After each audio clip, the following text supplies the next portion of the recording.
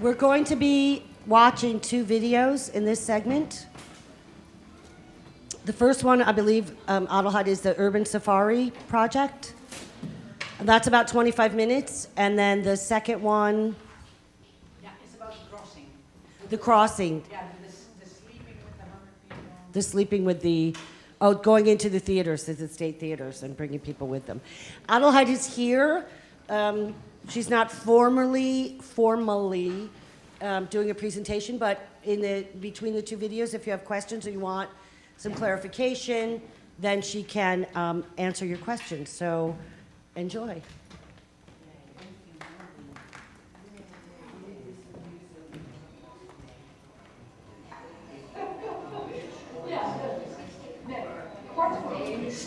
Word jij verwacht, onderaan het oude metrostation.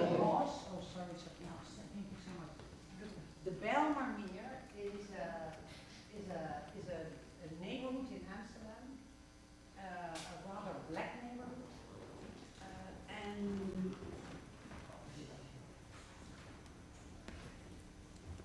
and for me or for us, very strange thing is that, for example, people in Holland never go there, are a bit afraid to go there. They live with the idea that it's always dark there. Also in daytime, I don't know, the brain makes something up. So we have 8 adoptives, 8 actors. And it starts with what I told you that, it's a registration. It's not really a movie or something, but we try to give an impression, and this is what you see is what the actors do every day. They call the public. What I told you, well, and the rest. Thank you so much. Ik zie hier dat u met de kader komt, klopt dat? Hand is back 23. Yes, level A. Postcode is 1104 Karelberg en we staan in de hal. We vragen ons af, wat is jouw innerlijke leeftijd? We gaan ook een stuk lopen, soms een flink tempo, dus daar makkelijk zien. En aan de moskeekant van de parkeergarage ziet u een trap die naar boven gaat. Waar ben jij geworteld? Ik leerde ze wel afgelopen oktober kennen. En toen mocht ik bij haar komen hier, in de Coigney. Het is een appartementencomplex waar alleen maar Chinezen wonen. Chinese ouderen vanaf 55 jaar. Het is een eenjarig huis, het is geen verzorgingshuis. Burrito. Roeren. Horen. Oh, wat vreselijk. Blij is Kansing. Blij zijn jullie natuurlijk met jullie kinderen. 5 stuks, allemaal universiteit gedaan. Allemaal nadagen. Dat is een heel pinguïns. Mensen. Net zoals ze van mij zeggen, dat ik het wou doen. Terwijl de ouders meer dan 25 jaar achter een fornuis staan en mensen verdienen. Hun kinderen spraken op een gegeven moment gewoon een hele andere taal. Ik raakte vervreemd van mijn moeder toen er een hele oceaan tussen ons in de hand liggen. De brieven die we elkaar schreven, die werden gelezen door de nonnen. Mijn moeder schreef, doe goed je best. Geef mij geen schande. En ik schreef terug, ik doe goed mijn best. Ik geef jou geen schande. Wij hebben 17 jaar gewerkt. Wij wonen boven, werken beneden. Opheffen, Chinese zeggen, Jesu.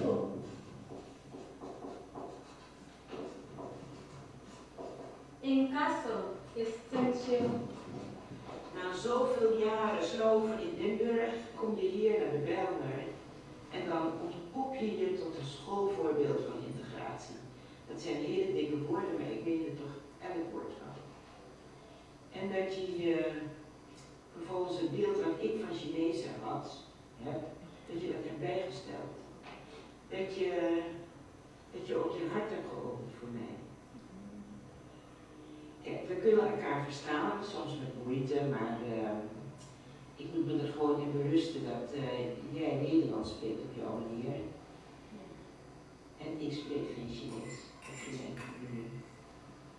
En toch jij en Lucien, maar jij vooral, jullie willen zo graag praten, dat ik er soms ook gewoon sprakeloos van ben. Het is een gezelligheid om samen te praten. Om Wij doen samen spreken Nederlands samen. Ik was af, mijn man ook iets. Dat is een gezellige dagen. Goedjes. Laat gaan. Laat gewoon helemaal gaan. Weg met die strijd om elkaar in alle opzichten te willen begrijpen. En weg ook met die drang naar ongepaste vragen. Zolang zij er zijn.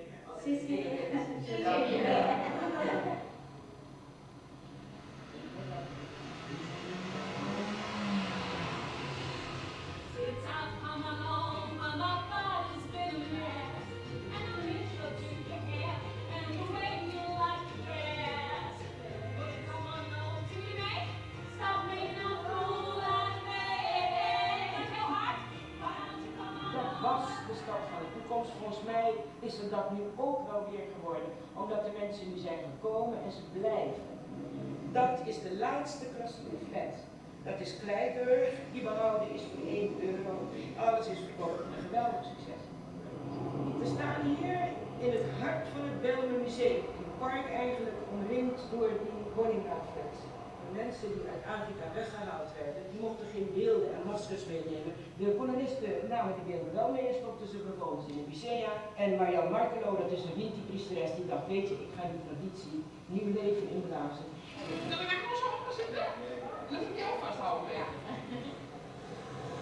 De herinnering aan onze voorouders is als het water dat onze geest reinigt en onze verbeelding activeert. Ik wil je vragen om het antwoord dat je hebt op de vraag waar ben je of waar voel je je geworteld, met elkaar uit te wisselen. Dus degene die tegenover je staat. Ik ben geworteld.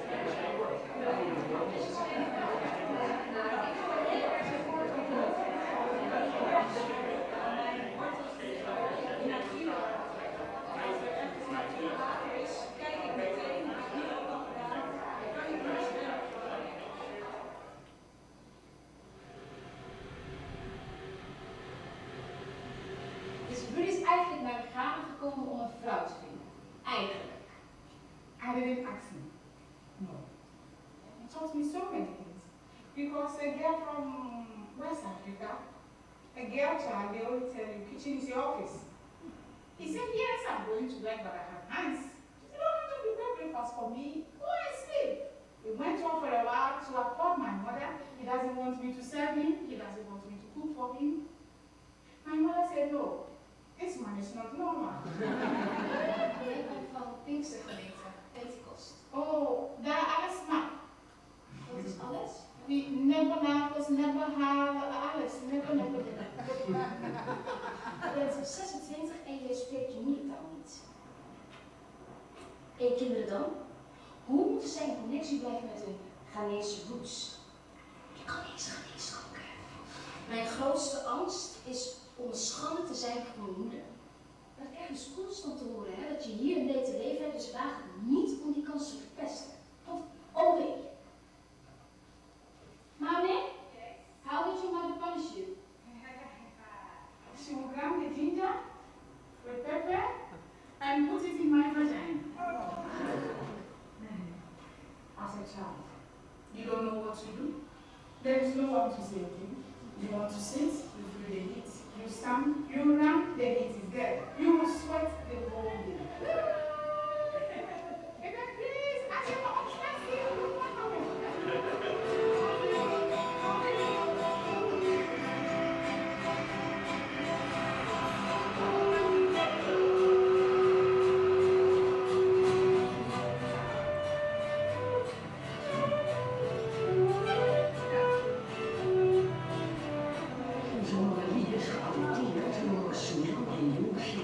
En zij zeggen, ik kan iets mooi vinden wat ik niet begrijp. Ja.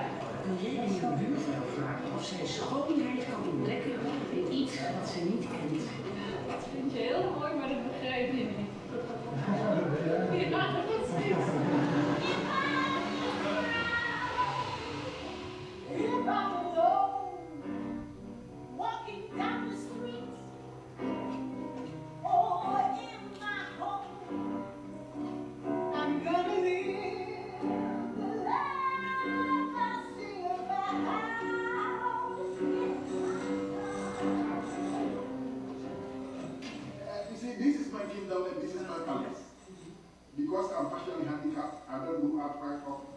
Sometimes I dress like a Muslim, but I'm a Christian. You see the 10 Commandments there? This is my European world. Yes, I dress like I work at the ABM Amro. With my coat and tie.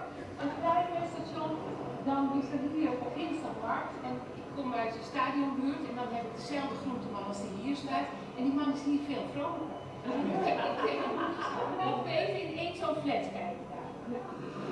Dit gebouw is 4 jaar oud, het heeft kameleon. Aan de onderkant de winkelfunctie, aan 1 en 2 hoog zijn de parkeerplekken en daarboven wordt gewoond. Dit is mijn samenvatting. Ik zag hem voor het eerst bij het zorgcentrum Aquara, daar krijgt hij lekker te eten, daar lezen ze zijn post, daar lossen ze zijn problemen op.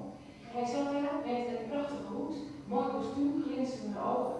It took us some time to know each other and to speak about intimate details. I'm Indian of the spinal cord. Unfortunately, my ex-wife was boss. The man is always the breadwinner. So when the specialist said I cannot work again, then she asked me to leave the house. Het gaat is namelijk iemand in opperste concentratie is zo erotisch. En dat herken ik wel. Als iemand met zijn handen werkt, dan inspireert me dat, dan ben ik gefascineerd. En eigenlijk is dat ook wat met mijn echtgenoot.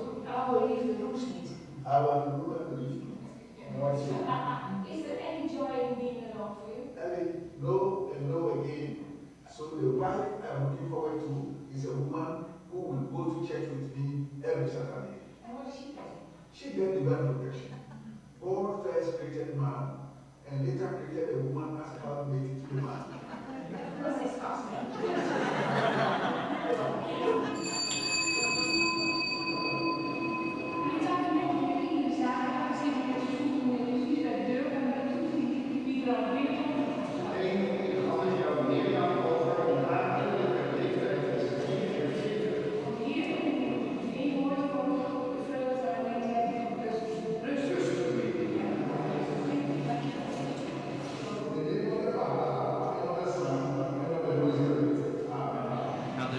polder staat de eerste complex aan overeind van een satellietstad voor 110.000 inwoners.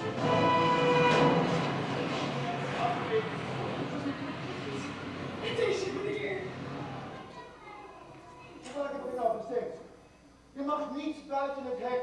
Goed onderzoek is overmaken. Hier op de brede school heb ik de afgelopen 2 maanden geleefd. De eerste 2 weken tussen de kleuters van groep 1 en 2 van basisschool de Polstok. En ook hier in groep 4 op de Belmerhorst. De kleuter, de spelende mens, de homo ludens, die komt hier binnen, hangt een boekspijt, tafelpozen, graait in prullenbakken, zoekt zijn weg, maar is er al helemaal. En op de rug van de kleuter is een rugzakje, gevuld met verleden.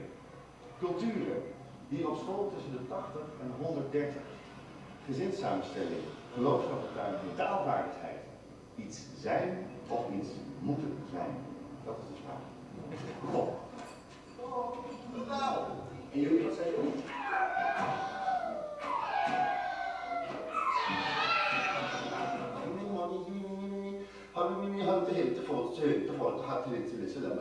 Natuurlijk, dat ken ik, maar überhaupt niet. Dat eigenlijk misschien wel. Ik denk dat ik eigenlijk misschien wel ja, ik weet het niet hoe.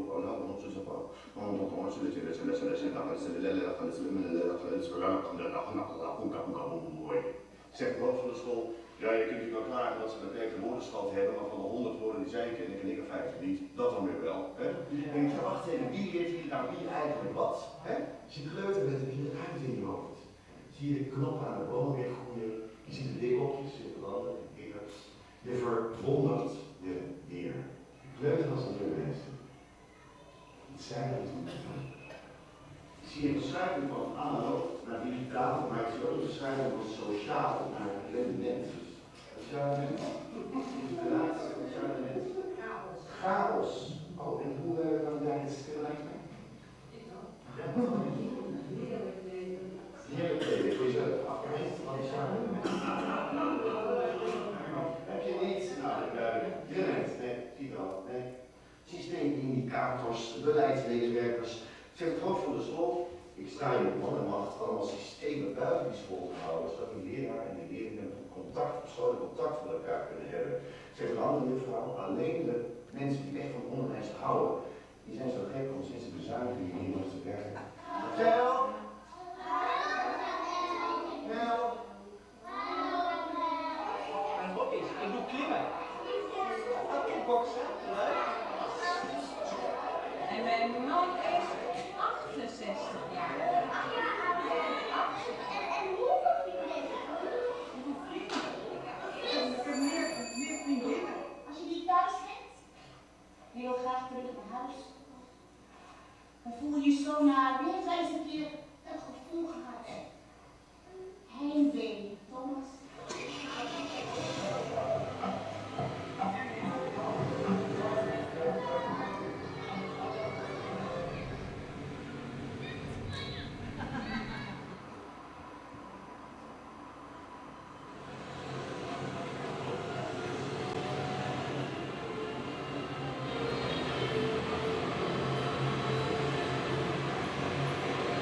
Waar komt tijd vandaan? Maakt u tijd? Neemt u tijd? Gebruikt u tijd? Deelt u met tijd? Of beschuldigt u tijd? Is het uw tijd of mijn tijd? Van wie is tijd? Of is tijd spijt dat je tijd beter kunnen gebruiken? Nee. Tijd is volstrekt gezond. Roosen is daar! Jump on the spurs! Yes!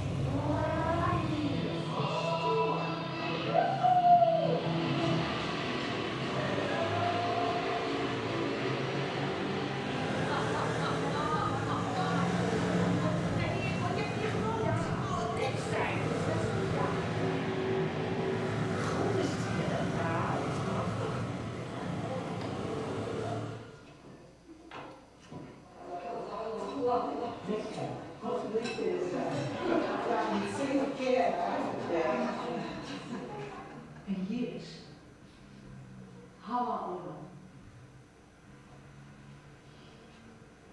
Mijn moeder.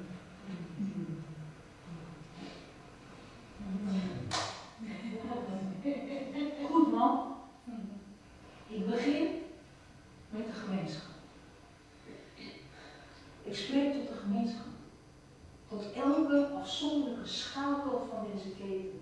Ik onthef je van je taak te waken. Ik kijk naar jou en mijn broodje naar bed. Kussend, kroelend. Jij, een klein blij meisje. Geen wonden, geen nare geschiedenis. Geen schuld, geen weggaan tegen je zin in. Geen trouw met een Hollander, geen blonde kleinkinderen. Hij vrij. Jij vrij. Henk, van mijn familie moet je moslim worden. Sorry. Ik denk ook dat ze bewijs willen. Je moet je laten besnijden. Hiç benzemeseler aslında. Ben o çocuk kestirmesini yaptım ben. Hem de söyledim. Ik heb gekozen voor een plek waar jij niet kon komen, de Nederlandse taal.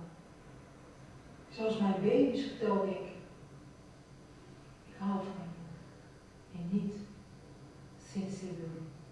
Nee, ik had het ook. Kattenkop, 2 jaar oud. Geef je tante eens een kusje? Nee. Klap. Küçükçe. Kleine huis. 8 jaar oud. Maak het huiswerk van je leven terwijl zij buiten gaan spelen. Nee. Klap. Gilder. Heks. 18. Je moet trouwen met een jongen. Nee. Klap. Gilder. Heks. Je maakt me kapot. Ik kan niemand meer aankijken. Een paar maanden geleden met collega's naar een moskee. Oh, wat een mooie plek. Wat een aardige man. Oh, dus hier komen al die culturen. Leuk. Ik zie het anders. Hij scant mij. Hij sleurt mij weer aan mijn haren terug naar huis met zijn blik. Ik ben een slaaf. Alleen, ik vind jou ook een slaaf. Ik niet. Omdat jij binnen het systeem blijft. Wat als je daaruit zou stappen? Want dit is toch goed van me. Ben ik toch hier? Man, er is iets wat wij decennia lang mentaal met elkaar uitvechten. Ik wil bloot, jij wil mij thuis. En als mensen mijn borsten zien, is zelfs niet. weet niet, maar als het moet doen, je weet het niet. Het is dat niet.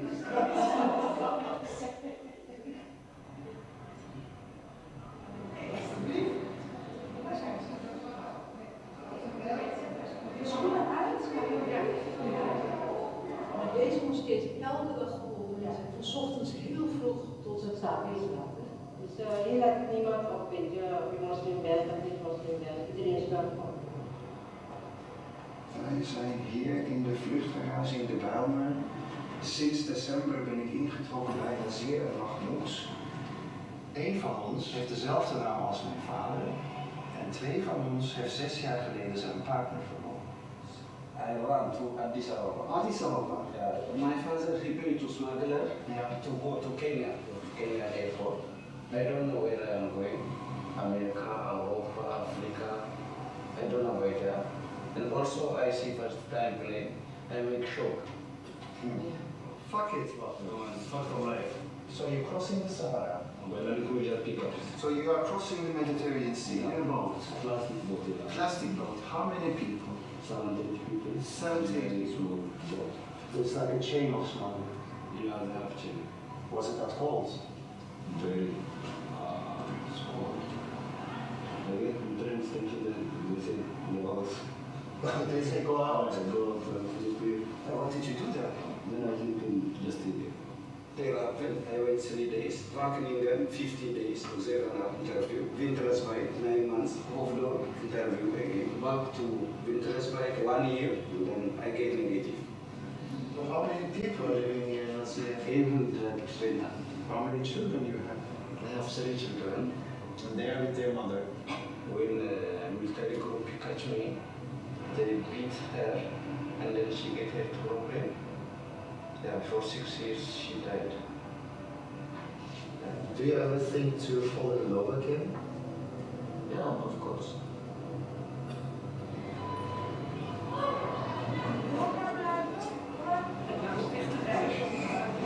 Natuurlijk had ik seks. Al wist ik veel dat je daarmee een kind kon krijgen. Mijn moeder was heel boos op mij. Nou, ik heb altijd weg gewild. Ja, je kijkt, zo woon ik echt. In mijn kamer 3 bij 3. Mijn grootste wens is om mijn moeder maar 1 keer te zien voor te stellen. Om dingen uit te spreken, om dingen weg te zetten. Dan ben je hard, zo, en dan heb je elkaar een knuffel, en dan heb je elkaar een koel. Ik laat mij niet tot een vreemde maken. Dat u in de buurt mag vragen wie haar dus het gevoel heeft gegeven dat ze een vreemdeling is. Ja, mijn uitspraak is Oké. En gek genoeg, als ik daar ben, voel ik me heel erg vreemd. Op straat, van mensen die mij niet kennen, die behandelen me echt als een vreemde.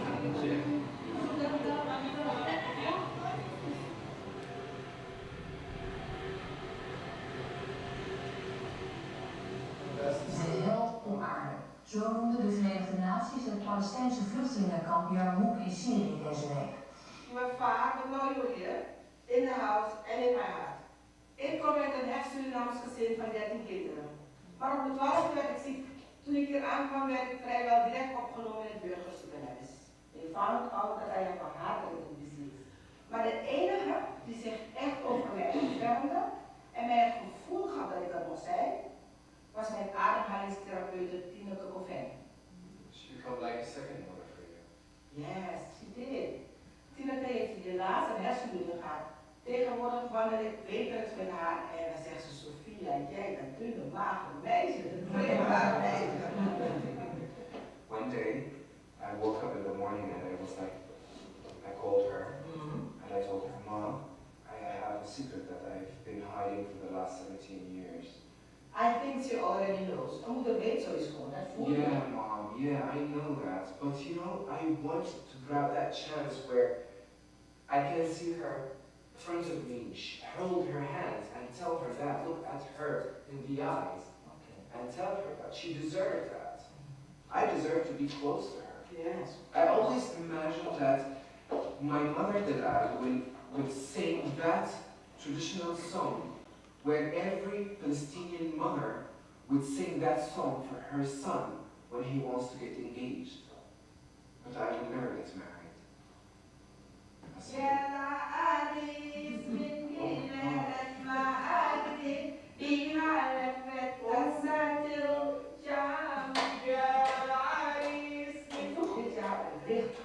kreeg ik deze soms dan.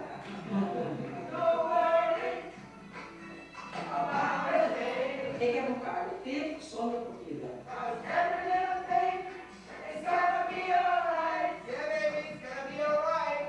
De terug van je leven als je chronisch ziek bent. De draad weer oppakken, op zoek gaan naar nieuwe mogelijkheden. Kijken, wat kan ik nog wel? In plaats van af te vragen, wat kan ik nu meer? Wat kan ik nog wel? Wakker worden en aan de slag. Oké, man. Love you. See you later.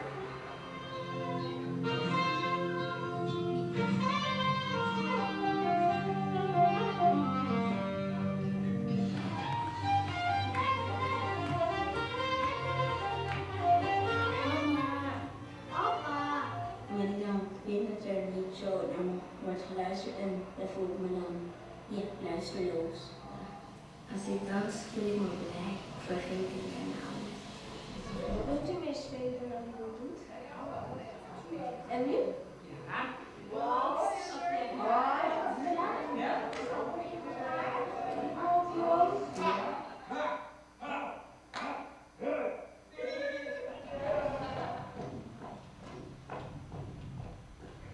Kind bit met zin, zin bit met P. Gij zou. Wij zijn er. En dat betekent handicap Zeker, dit zijn onze nieuwe beste vrienden. Oké. Ja. Oké. Mijn biologische moeder die ken ik niet, want het enige wat ik weet is dat het hele dorp is uitgeboord en dat er geen overlevenden zijn. Ik heb bij mijn geboorte polio gehad aan de benen. De benen zijn verlamd. Je was 12 dat u werd geopereerd. Ja, zoals ik moeder zelf al de is geweest. Dat je voor die operatie in Nederland bent? Ja, klopt. Wat vond die jouw vader? Nou, naar. De enige die Frans van George is geworden, neem ik aan.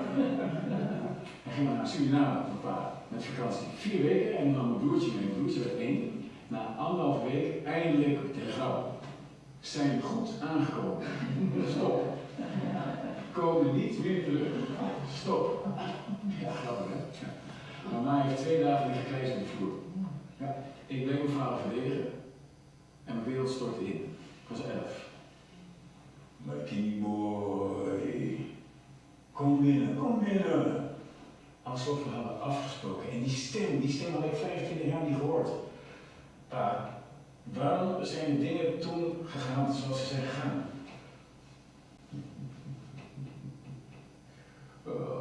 Laat me denken hoor. Laat me denken. Okay. En jij bent aan het begin van je transgenderschap. Ja. Jij hebt een vrouw liggen. Ja. Dus dan moet je ook een mooi krijgen. Kunnen worden was voor. Borsten, hobby's. Oké, dus heb je dat. Dat is dan een groot woord. Maar nee, geen pik eraf. Ik heb geen behoefte aan geslachtsoperatie. Ik denk dat je mij. Ja. Je zou mij wel een kusje de melk kunnen noemen. Jan, de directeur van de school, die zegt, moet een kind iets zijn of mag het zijn? Dan jij en je buurvrouw vragen of zij het zijn. Ergens aan de school doen of gewoon het zijn. Ik heb soms naar de kerk, niet op zo'n geld uitgeven. Op een gegeven moment was ik er helemaal klaar mee. En ik wilde naar de disco en ik wilde zo school.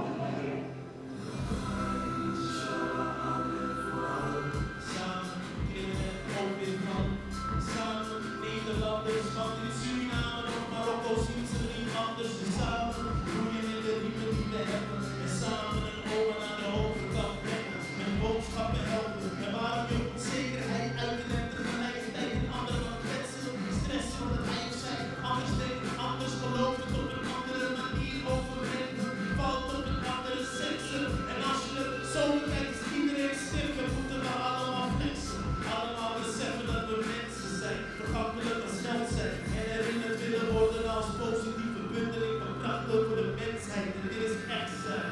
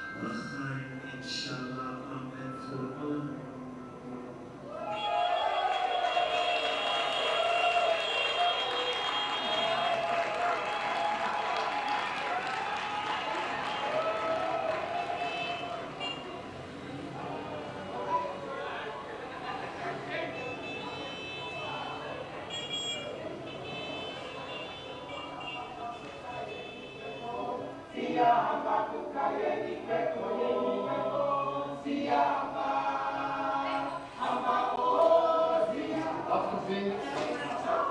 Afgevinkt.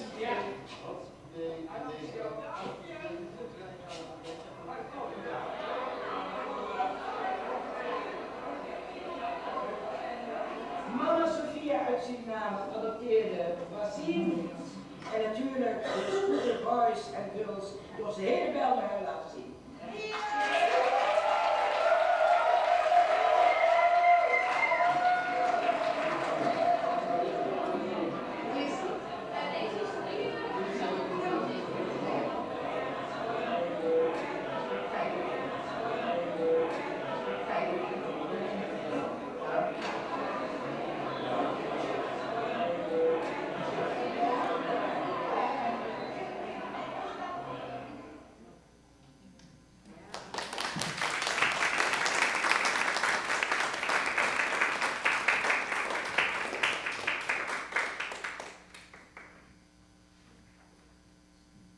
Does anyone have any questions for Adelheid?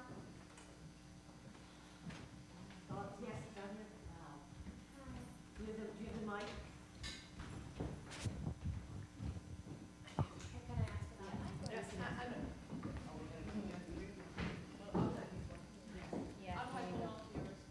Oh, yeah. Hello. I just wanted to know if this performance was going for the entire day and people went all to the various locations within one performance. It's on. Oh yeah. So did the various little encounters, did they all happen within one day? So it was all one performance? Yeah. How long did it take for? 4.5 hours. Wow. And which kind of people did you get to see this performance? Because I feel like the people who see it probably are people who are already educated in that sort of cultural exchange, and the people who should be seeing it. And who are that? The public who should be seeing it. Who are People that? who wouldn't dare going there, probably. Who wouldn't even buy tickets for this. I don't know. I'm so curious what kind of people did see this kind of performance. Or what kind of outreach you did to promote. Well, the thing is actually that we open it up for a large amount of people who live in the neighborhood itself. But always when I get this question, always when I get this question, I come up with the question of your, the perspective. Because they live there and they know. It's you from the white community who doesn't. So I like actually when there is a lot of people coming from the center who buy the tickets, and that because they have the judgmental. It was even with myself. Then when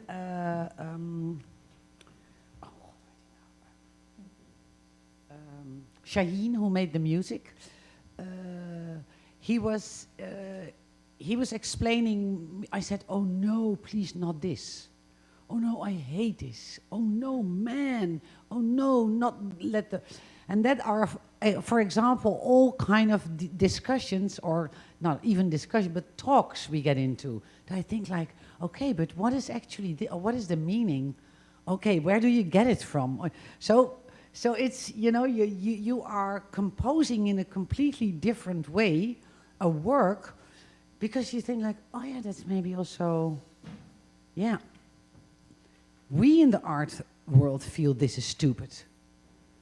But for them, it's the most natural thing to do, every day when the mother puts the music on before dinner time.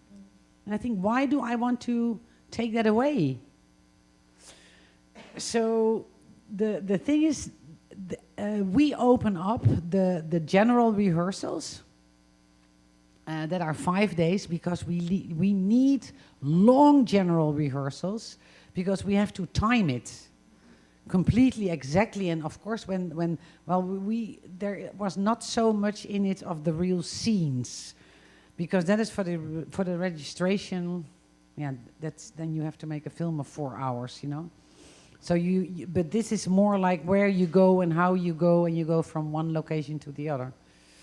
But that week is, without a ticket, is open for the whole community. So they have 5 days with all of them, and families come, neighbors come, da-da-da-da-da-da. And then after that, we start with the tickets.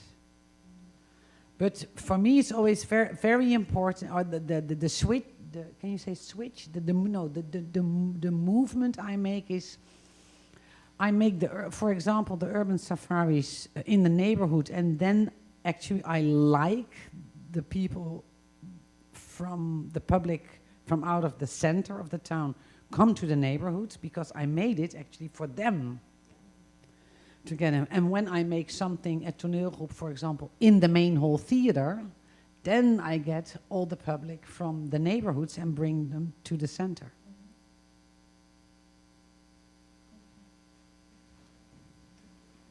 I have 2 questions. One, just out of curiosity, from soup to nuts, like from the first beginning of an idea to a performance like this, what's the lead time? 2 years? Now when I leave out the search for the money, because don't leave it out. Don't leave it out. Because that's when you're thinking, because to search for the money means grant writing. Yeah. So you already have to be thinking about the project. Yeah. So artistically spoken, it's a year. So 1 year before May or June of a year, I pick the suburb. Yeah, the project. Then I look for the co-productions. Then I start doing the research, and I start to cast the actors. And because already in March, we start the adoption period, and then the writing, and then the rehearsals for 6 weeks. So then May, June you play. So then I start literally 1 year before, and with funding 2 years. Yeah. And the other question I have is more specific. Like, have you ever experienced that matchups between an actor and a family did not work? I forgot your name. Sorry? Helen, yeah, Helen. I was talking to Helen outside, and I said I have to knock it on wood, is a Dutch expression. But it never happened. So only what I told this afternoon, for example, that the husband of Fatma died, and that his wish was to be buried in Turkey, so she had to leave for a week, and then Nasmia took over the whole scene. And for example, Alek, he was a Kurdish man, and he was by the judge, how do you say, veroordeeld? Court ordered for leaving his house because of domestic violence. So then, but the actors could stay in his house, and then we shoot him on film. So and then the scene in his house was like 40 minutes, and we took 5 minutes extra for the first location outside, and then we walked to the area where the judge allowed him to be, and there we met the public met him in the park. So there were situations like that, for example, but nobody ever stepped out. I have a really stupid question. You're not wearing helmets on the motorcycles. No. Is that allowed? And that's the first, and the second is... I hate it. I just hate it. I understand. I never wear a helmet on my bicycle, but in Germany it wouldn't be allowed. In America, I gather, also not. That it's not important. I just wanted to know if it's this is legal. Are you afraid of people falling off the back of the motorcycle? I think it's no. We have a. It's of course I did a research on this. I did a research on every detail, but I forgot the number of kilometers. But you without a helmet is allowed, I think, till 28. 25. Oh, 25. Yeah. Oh, thank you. Kilometers in an hour. And then I don't have to use the helmet because I hate it. And it's so you're so locked in, and I like. Oh man, it's gorgeous. I was just wondering, how were the families chosen, and how was the group that surrounded the different families? How were they chosen? I do the, well, actually I choose, or actually I don't choose. So we do the research, and in the dialogues with the people, it will sort itself out. And you first start knocking on the door. That's how you find them. Yeah, but that's what I call the research. Yeah, the So the phone calls, Oh, what is the research? Yeah, how do you find those families? Oh, I didn't understand. Oh, sorry. We do literally ringing bells. We go to houses. We are with a group of, I think, in the beginning with 8. So also the members of our group, sometimes even the people of our office, go with us. And then we write the addresses and contact in a Word document. And then after a month, our real research group, that's 4 people, start. And they work for a month, and they go door by door by door, and they go to community houses, to churches. They go to the gemeentehuis. Yeah, the city hall has little departments. Yeah, the local. It's like a community center. Community board. Yeah, right. The local community board, and we go to supermarkets, and you go to weddings, you go to funerals where you are allowed to come. We go from one to the other, and we all make notes in the Word document with the contacts, and then. Sometimes they have, we organize short meetings or receptions, or how do you say that, drinks, somewhere in the neighborhood. So we open the doors, say like we are sitting here and here, and we have snacks and drinks, and then people can come for talks and information, and then the next day we go ringing the bells from one to the other. And then you find people, and actually I never have to say no, because I try to find always on a yes to say to everybody who wants to participate a yes. Because the strange thing is when you put energy in the no, you are so busy with nothing. And when you say yes to everybody, then in the period of 5 months, then people come to you and say like, oh, we are moving.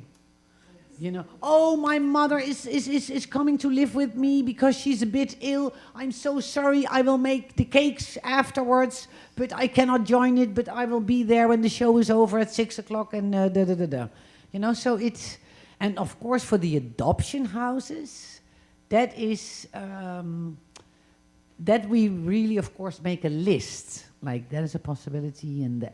But I say to everybody who wants to be an adoptive house, I say yes. I do no check. I do. So, for example, the man who had to go to court, and I didn't know. I also worked 2 times with criminals. I didn't know. And actually, I like that very much. Oh, wow, you're a criminal. Oh, how special. No, but I liked it. I really... Wow, what a life. What did you do, man?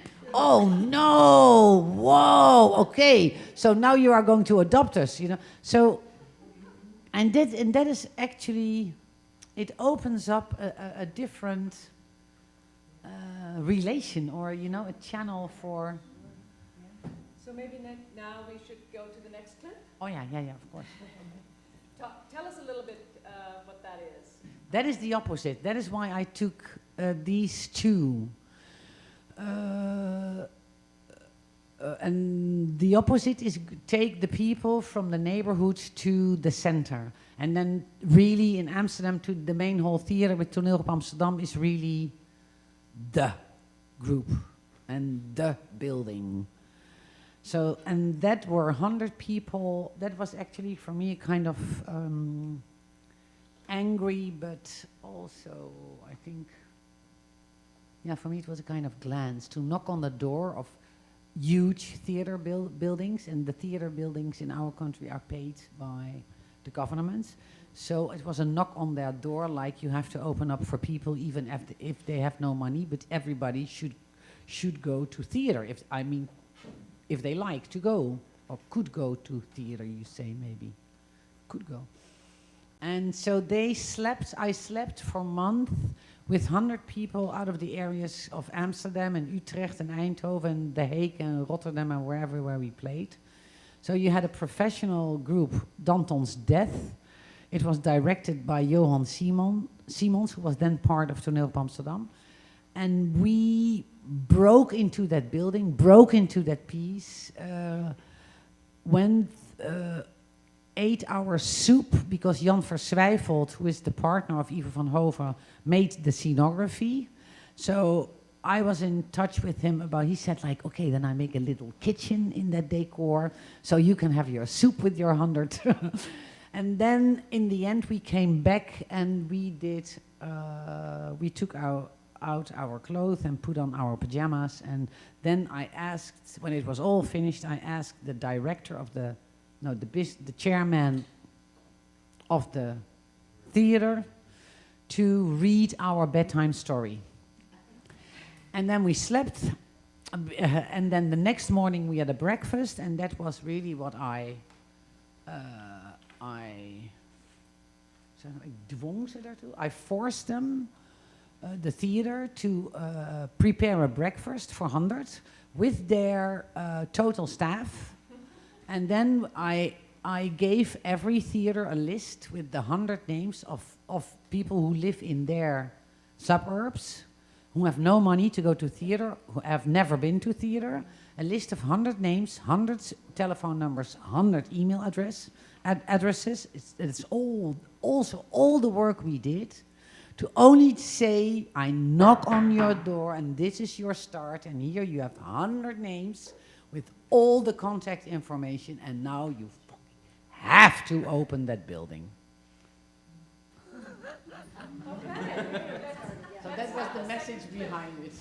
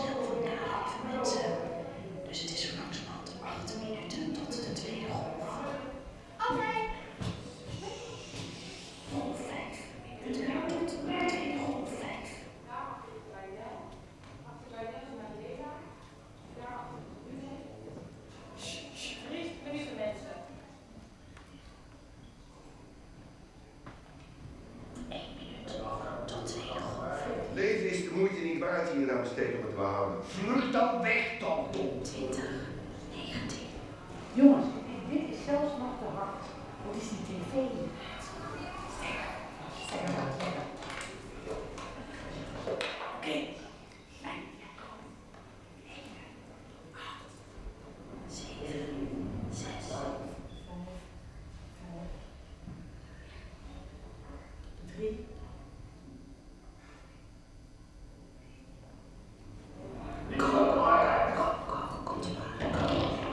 Laat je liever op het schavot brengen om een toespraak te houden.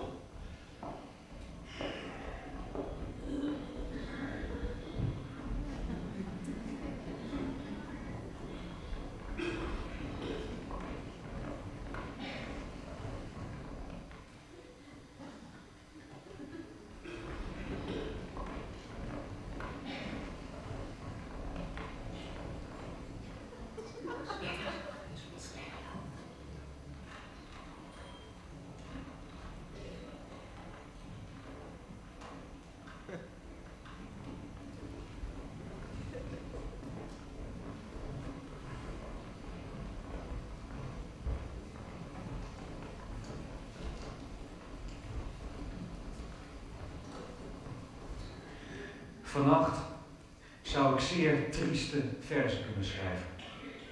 Bijvoorbeeld schrijven: de nacht is aan scherven gevallen. En ver weg huiveren de sterren blauw.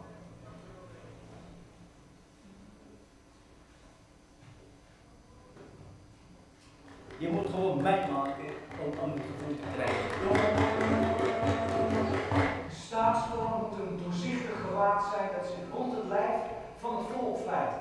En elke zwelling van de aderen, elke spanning van de spieren, elke zenuwtrilling moet zich daarin afdrukken. Ik denk dat wat er gebeurde tussen mij en Fiducie ook is dat de chemie tussen mij en haar echt was. Dat zij is ook voor mij een heel bijzonder iemand. Meteen toen zij het toneel opliep, de allereerste keer zag ik dat zij een hele goede toneelaanwezigheid heeft. En dat had Adelheid al wel een beetje gezegd, maar ik denk van nou moet je eens maar zien. Want zij doet iets wat een hele goede acteur ook doet, namelijk zij toont niet, ze legt niks uit, ze doet niet van een typetje, maar ze is gewoon. En ze kijkt alleen maar naar je en dat ontroerde mij heel erg.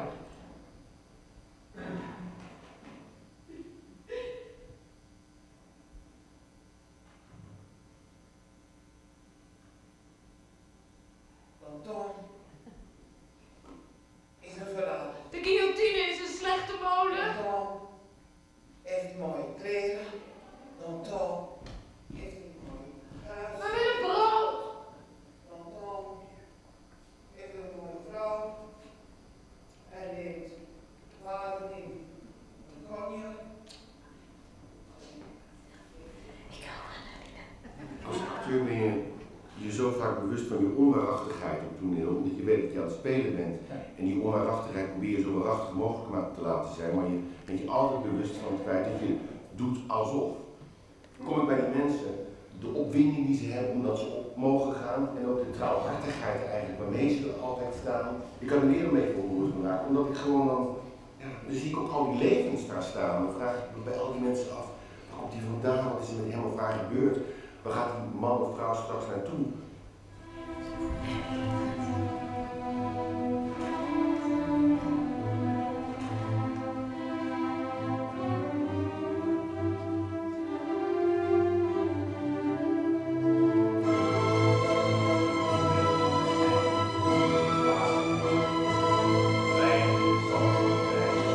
Toch moet de derde tenminste eenmaal gebracht zijn.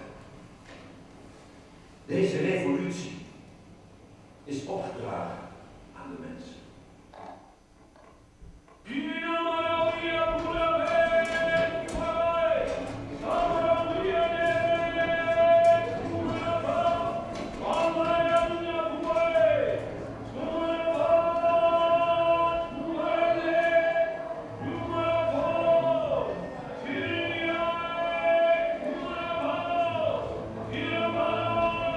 Een slag liedje laten horen.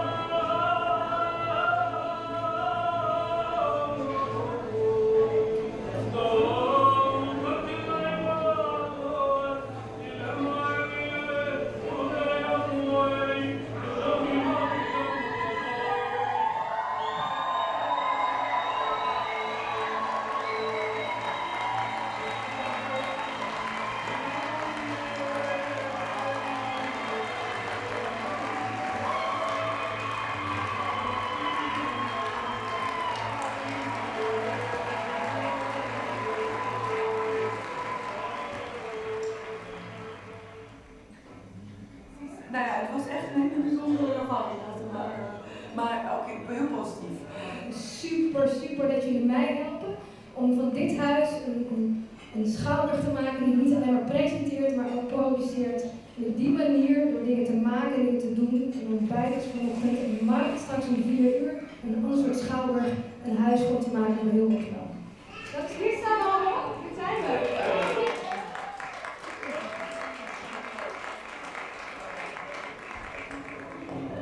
De oversteek is een beweging en is niet tegen iets of iemand gericht. Behalve dat ik echt denk, ik loop door. En ik vind dat al deze mensen die in de stad Amsterdam wonen, door moeten kunnen lopen. Dat die een gebouw moeten kunnen vinden waar je een entree in kan maken wat vanzelfsprekend is. En misschien wil je alleen maar koffie en misschien wil je alleen maar aan je kinderen laten zien, kijk eens, dit zijn de coulissen. En ik geloof dat het zo heet, of weet je, of dat je geld hebt omdat je echt 3 keer per maand aan de opera zou kunnen. Maar ik geloof dat wij met z'n allen uit de theaterwereld misschien nog een te grote vanzelfsprekendheid hebben dat wij er komen. Maar echt vergeten dat er heel veel mensen met theater verbonden willen zijn. En dan theoretiseren wij buiten roken op de stoep dat we daar iets aan moeten doen. Maar ik zie eigenlijk niet waar we ze exact binnen laten. En daar ging de oversteek over. Dus ik ben dit gebouw en jou en Toneelgroep Amsterdam ontzettend dankbaar